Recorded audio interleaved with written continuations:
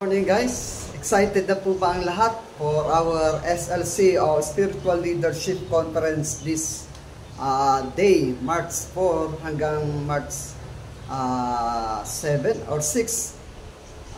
Ako po ay handang-handa na pumunta po doon at para makakuha po tayo ng mga spiritual na matututunan po na pwede natin magamit sa church or sa ministry.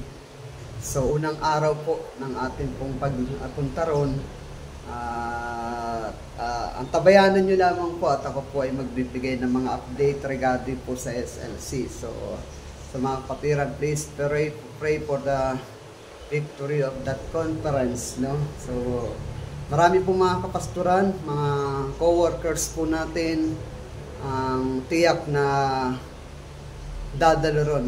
Although may kamahalan ang kanila pong registration, but sulit naman po ang lahat, no? At hindi po matutumbasan ng anumang halaga ang pwede nating matutunan at magamit para po sa conference na yan, no? So, maya po i-update po kayo mga kaibigan. Salamat po. Good morning. Enjoy your day. This is your DJ, Dino Ortega.